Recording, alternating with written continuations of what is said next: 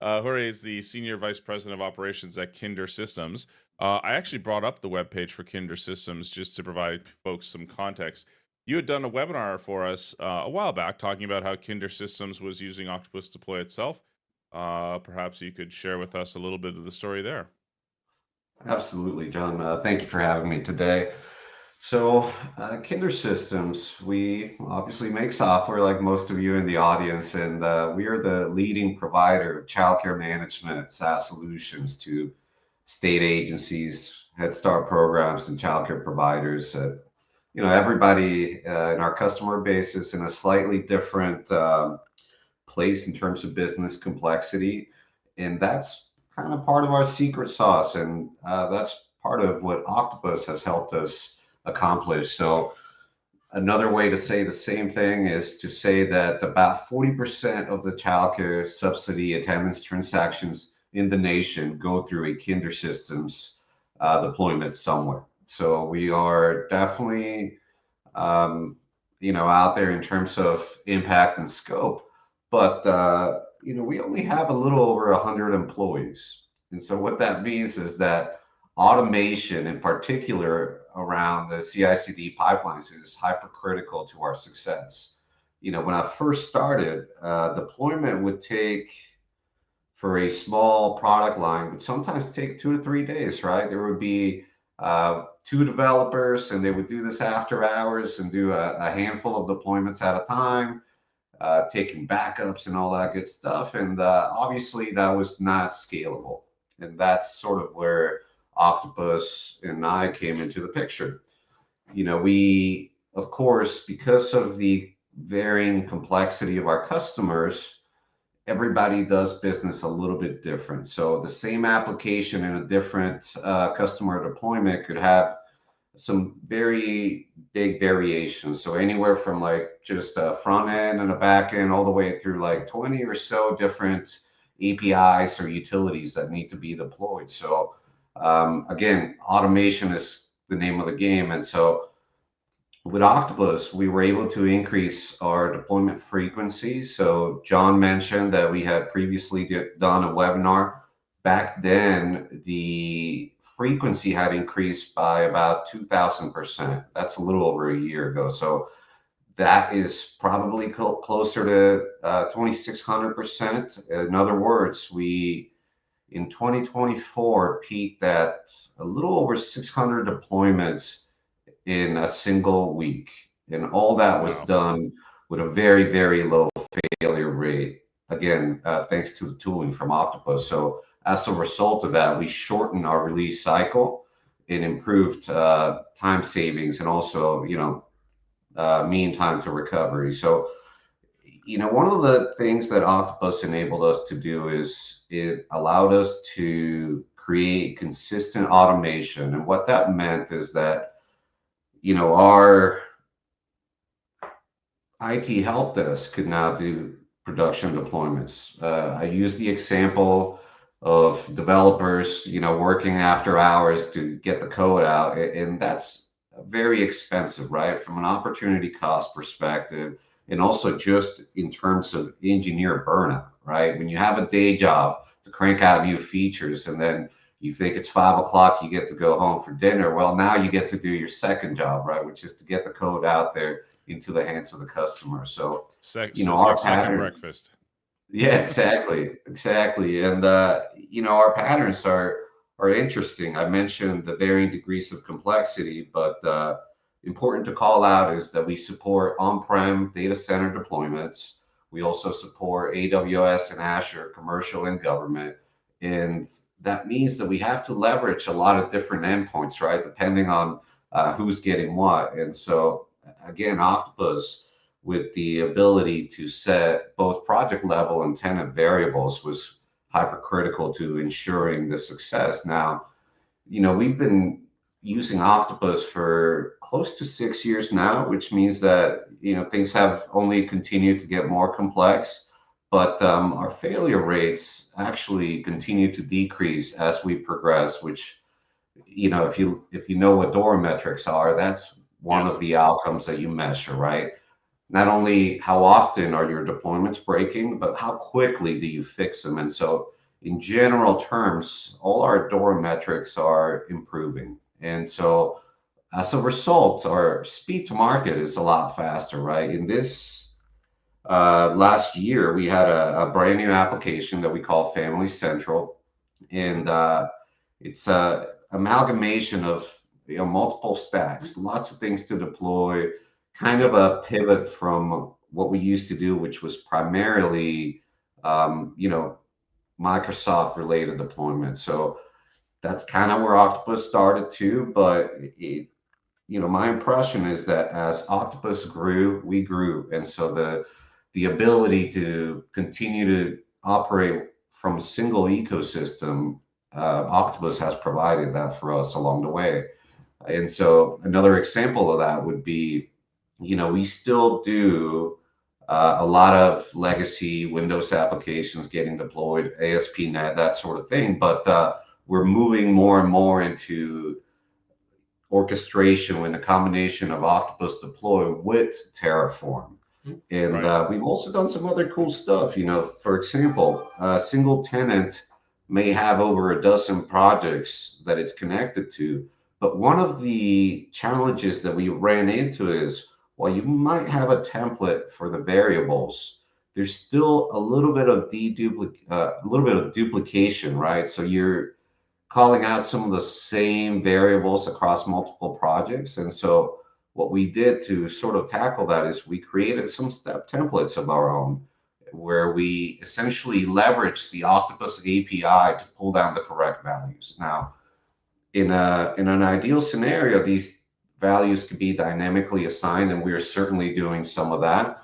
But not everything could be handled that way. So, my recommendation is that as complexity grows, the Octopus API is very, very powerful and doesn't get leveraged enough. So reuse the data that you already have in Octopus somewhere to use in new projects. That way, you're using values that have been tried in production or tried throughout the various life cycle steps and ensuring that your consistency stays there. So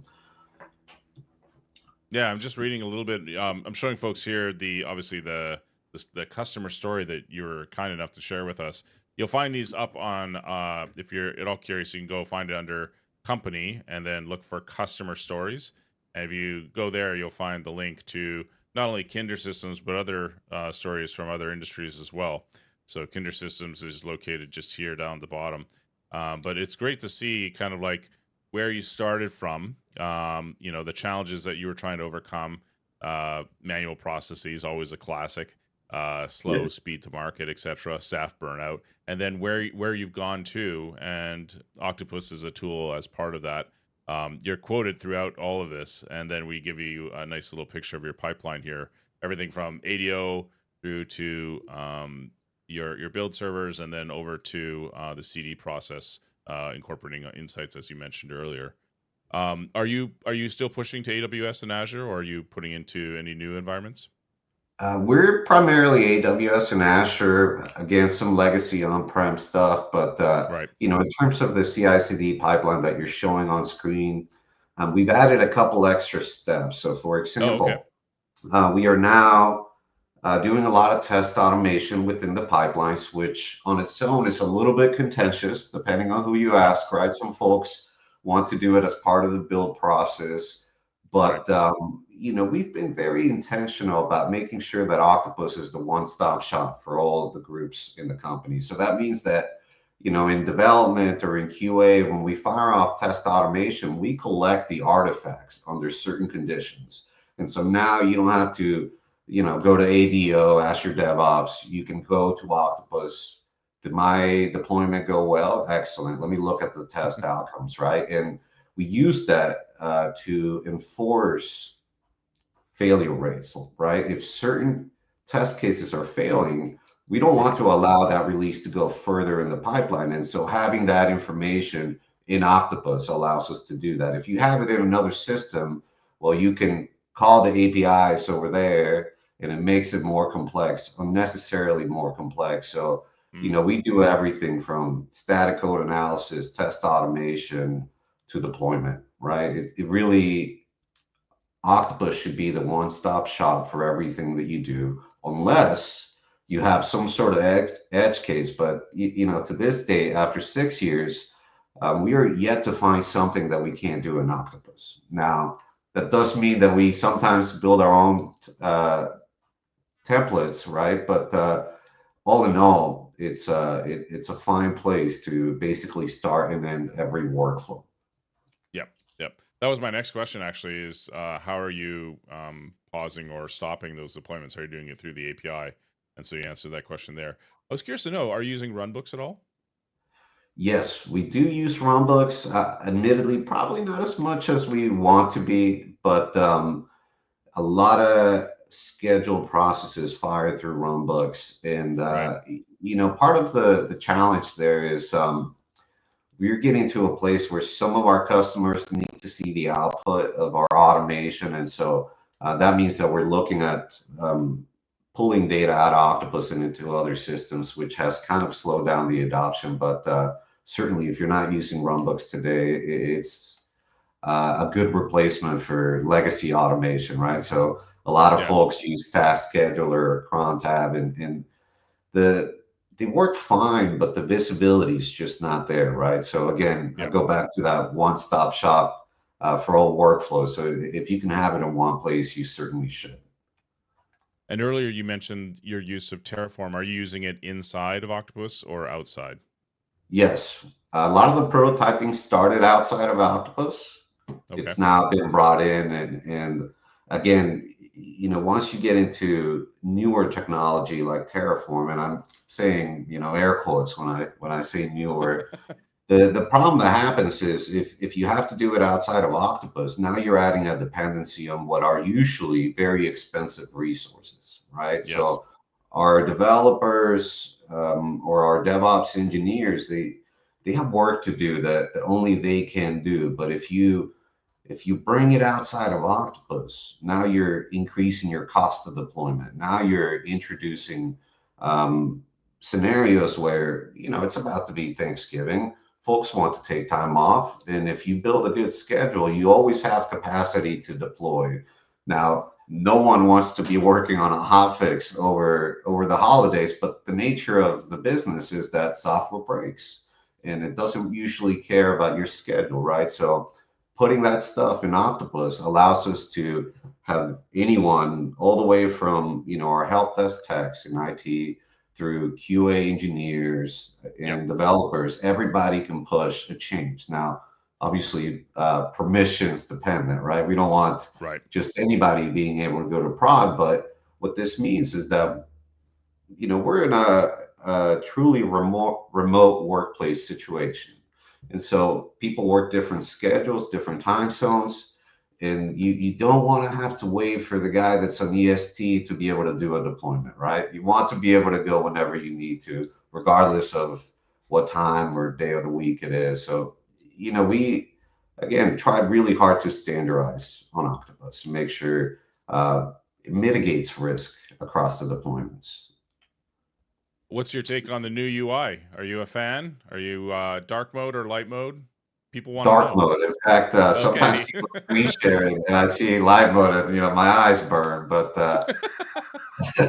I like the UI a lot better Yeah. this way. I think it's Yes. much more elegant and concise. I agree. A lot more room to grow as well. We used to have items listed across the top for those who are still rocking older versions of Octopus Server. You may still see that, unfortunately. But if you're running Octopus Cloud, you'll see the latest and greatest. But we are now growing top down, basically. So it gives us a lot more room to grow in that space. And I'd mentioned or I'd asked you about Terraform earlier. So these are some of the step templates here. Are you using any of these? Is this how you're effectively using Terraform in the context of Octopus, or are you using it differently? That's basically it. All right, We don't like to reinvent the wheel unless all we right. have no Just choice. asking. So yeah. Yeah, fair enough. That's cool. So yeah, if you're at all curious, you can read more about this, as I said, up on the Customer Stories website, which is listed right off the company page there. Was there anything else that you wanted to highlight that's changed? Obviously, you did the webinar quite a long time ago. I'm sure stuff has improved, hopefully, since then. Has anything major changed since then? Terraform and test automation are sort of like the two larger themes across projects. Okay. We started doing deployments to Linux and that sort of thing back when we did the last webinar. So that's kind of ever been there. But the one other item that I want to mention, John, for the sake of everybody listening, is that one of the things that really helped with adoption around here was the community around Octopus, right? Oh, So okay. the ability to get feedback or support from other folks like us who are doing similar pattern deployments. Not every vendor has that, and so the Slack community is absolutely amazing when it comes to that kind of stuff. And shout out to the Octopus employees because they're just as involved in those channels as the other customers are. Yeah, I think we've just passed 6,500 people in the Slack community. So you can join by going to /community, and the link to join is right there near the top. So if you click that, it will ask you to log in, obviously your Slack profile, and this is an invite to the community Slack. And once you're in there, there's a whole bunch of channels relating to individual features like multi-tenancy or runbooks or whatever you like. There's other resources here. We mentioned our webinars a ton, but that's cool that you highlighted the community Slack. It sometimes gets mentioned, but yeah, you're not alone is kind of the message, right? You have other folks there who are willing to help. Exactly. Yeah, we've often been in a position where we think we're running into an esoteric case, and like there's plenty of folks who have experience. So that's always nice to have. Awesome. And so, if any of you have a question for Jorge on the call here, let us know. You can use again the hashtag shipped24. If you have any questions around the implementation that they did or any use cases that was made. Justin here has a comment here saying Terraform, TerraGrunt with version control, Git, CI/CD makes life so much easier once it is established. I would agree. What are your thoughts? Absolutely. Yeah. It's I will say that without version control, we'd be in trouble, right?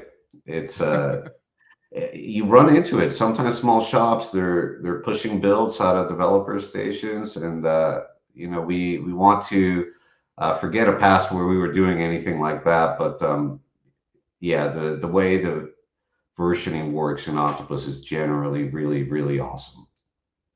And are you using config as code, or are you just storing everything in Octopus? We're kind of a hybrid. Primarily, everything is in Octopus. Now, we Okay, do call various APIs, primarily cloud environments, to pull down config. right. So we create a lot of secrets on the fly and store that in the corresponding vaults, and that gets pulled Okay, back down. We don't store those in Octopus. We did used to store a lot of our encryption stuff in there, but given the type of data that we deal with, we like to keep that in as little places as possible. So generally, that means a key vault of some sort, whether it's AWS or Azure. yeah. Something I like to point out to folks is if there's a step that's not supported out of the box, we have over 550 steps from the community. A lot of these we built ourselves, and one of the ones that we obviously integrate with is HashiCorp Vault as well. So you'll find many sort of credential storing mechanisms, either directly supported through the steps that are built into Octopus, or through integration parts with community step templates. So Azure Key Vault as an example here, but many others as well. And so you'll find these listed there. There's HashiCorp Vault. This was built out a while back. Mark Harrison of Octopus built these, and so you can see how you can utilize that as part of that. Awesome. We have another question here from Steve. Steve asks, what do your new software delivery superpowers, Dora metrics improvement, mean for your business? So for those who don't know, there's integrated Dora metric tracking through the Insights tab in Octopus. And I'm sure that you guys watch that almost daily, I'm assuming. But Steve's asking here, Absolutely. what sort of powers are you unlocking with those metric improvements? That's a really great question, Steve. So, it's actually rather simple. Oftentimes, when you have groups of developers that work on different parts of the platform or different product lines, every now and then, intuitively, people will make changes, right? It's either through the maturation of skills or improvements in process. So, the biggest win for us in that regard is watching these separate groups and then looking at some type of divergence in the data, right? So, your deployment failure rate or recovery rate could be X, but if you have an outlier, the first question that leads to the superpower is what changed? What's being done differently? And so a lot of the knowledge of DORA metrics is really attained after you see the metric change, right? What drove the change, and can we reproduce that across other product lines? So it's sort of under the lens of continuous improvement, right? What are teams that are highly effective doing correctly, and can we teach that skill across engineering to make sure that everybody continuously improves? I love it. So you guys are tracking this all the time. I'm assuming you guys are jumping into the insights tab. Yeah, about once a week. Daily, yeah, we don't have that much I'm time, but kidding. I'm about once a kidding. week, we take a look and make sure that A, everything is within the benchmark of what we expect, and B, are there any outliers, whether they're good or bad, but primarily good, right? We're looking to see what are people doing that could work in other parts of the business. Interesting. If anyone's interested, we also have a upcoming webinar. I have to plug it all the time. So we've got an interesting webinar coming up with Nathan Harvey of Google, where we're talking about the State of DevOps report. Obviously, this pertains directly to all the stuff that's going on at DORA. So you can check that out. That's on November 26th. I'll be peppering Nathan with a bunch of questions about what sort of insights and findings they had there. You can sign up today at /webinars.